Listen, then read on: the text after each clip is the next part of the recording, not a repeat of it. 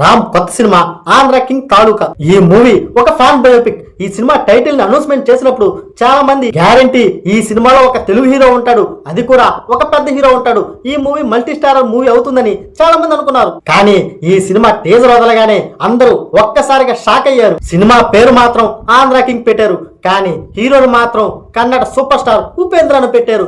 ఏంటబ్బా ఇదని చాలా మంది అనుకున్నారు. అంతేకాదు ప్రెసెంట్ సిచ్యువేషన్ లో ఈ టైటిల్ ఒక పాపులర్ అయింది. ఈ టైటిల్ కు ఎందుకు అంత పవర్ తెలుసు కదా. పిఠాపురం ఎమ్మెల్యే గారి తాలూకంటూ చాలా మంది బ్యానర్లు కట్టారు, బైక్ మీద కూడా రాసుకున్నారు. అంతటి పవర్ఫుల్ టైటిల్ ని మన తెలుగు హీరోకి వాడకుండా ఒక కన్నడ హీరోకి వాడటం మన వాళ్ళకి ఎవరికి నచ్చలేదు. మన టాలీవుడ్ కి కింగ్ అంటే కింగ్ నాగార్జునే. ఆయన్ని ఈ సినిమాకి ఒప్పించి ఈ సినిమాలో ఆయన పెట్టుంటే ఈ సినిమా టైటిల్ కి యాప్ట్ గా ఉండేది. నాగార్జున మల్టీ స్టారర్ మూవీస్ కూడా ఒప్పుకుంటాడు. సరే, నాగార్జున గారిని పెట్టడానికి కుదరలేదు. మిగిలిన పెద్ద హీరోలు ఉన్నారు, చిరంజీవి, వెంకటేష్, బాలకృష్ణ. వీళ్ళు ఒప్పుకోలేదు లేదా వీళ్ళ డేట్స్ ఖాళీగా లేవు అనుకోండి. మన తెలుగు ఇండస్ట్రీలో సెకండ్ గ్రేడ్ హీరోలు చాలా మంది ఉన్నారు. రాజశేఖర్ కూడా ఇప్పుడు సైడ్ క్యారెక్టర్ చేయడానికి ఒప్పుకున్నాడు. ఆయన కుదరలేదంటే జగపతి బాబు, శ్రీకాంత్ వీళ్ళందరూ ఉన్నారు. వీళ్ళలో ఎవరినో ఒకరిని పెట్టినా మన తెలుగు ఆడియన్స్ ఆ టైటిల్ యాక్సెప్ట్ చేసేవాళ్ళు.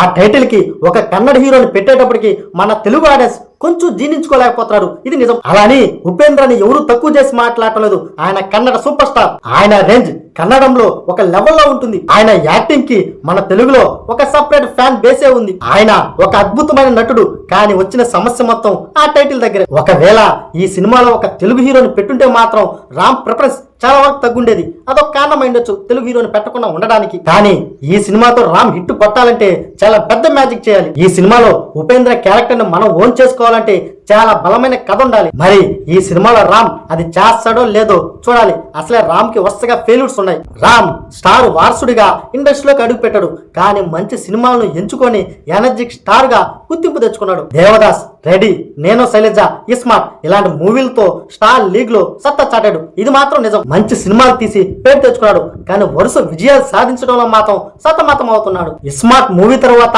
ఒక మంచి హిట్ కూడా లేదు మన రామ్ కి. అందుకే ఈ సినిమా మీద మంచి హోప్ పెట్టుకున్నాడు మన రామ్ పోతినేని. చూద్దాం, ఈ సినిమాతో అయినా మంచి హిట్ కొట్టాలని మనం కోరుకుంటాం. అయితే ఈ సినిమా టైటిల్ వల్ల మంచి ప్రమోషన్ అయితే మన రామ్ కు దొరికింది. ఈ సినిమా టైటిల్ మన తెలుగు హీరోల్లో ఎవరికైతే యాప్ట్ గా ఉంటుందో కింద కామెంట్ చేసింది. అలాగే ఈ వీడియోకి ఒక లైక్ చేసి నా ఛానల్ ని సబ్స్క్రైబ్ చేసుకోండి. ఇలాంటి మంచి మంచి కంటెంట్లు నేను మీకు ఇవ్వడానికి ఎప్పుడు ప్రయత్నిస్తూనే ఉంటాను.